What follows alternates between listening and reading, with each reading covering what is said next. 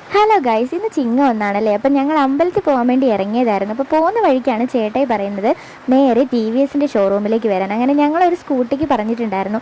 ഇന്നത് കിട്ടുമെന്ന് ഞങ്ങൾ ഒരിക്കലും വിചാരിച്ചില്ല കേട്ടോ.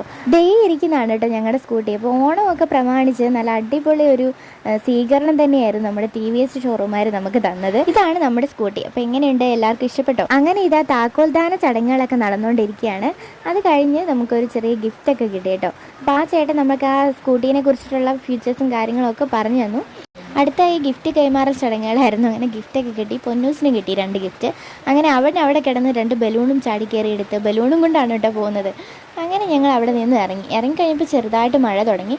പിന്നെ കുറച്ച് നേരം അവിടെ വെയിറ്റ് ചെയ്യേണ്ടി വന്നു.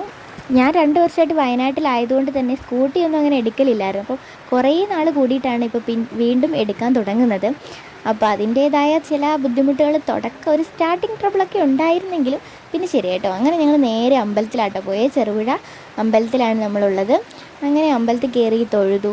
ചിങ്ങമെന്നായതുകൊണ്ടാണെന്ന് തോന്നുന്നു ഇന്ന് അമ്പലത്തിൽ പായസമൊക്കെ ഉണ്ടായിരുന്നു കേട്ടോ. നല്ല ടേസ്റ്റുള്ള പായസമായിരുന്നു. അങ്ങനെ ഞങ്ങൾ പായസമൊക്കെ കുടിച്ചു. അത് കഴിഞ്ഞിട്ട് ഞങ്ങൾ വാഹന പൂജയ്ക്ക് വേണ്ടിയിട്ട് പോയി കേട്ടോ.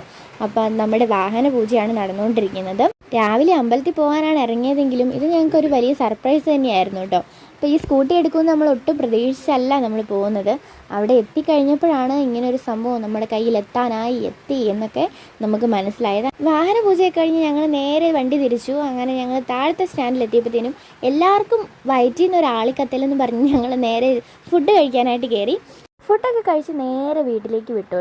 അപ്പോൾ അത്രയേ ഉള്ളൂ ഇന്നത്തെ വീഡിയോ. പുതിയൊരു വീഡിയോ ആയിട്ട് വീണ്ടും കാണാം. Tata, bye, see U.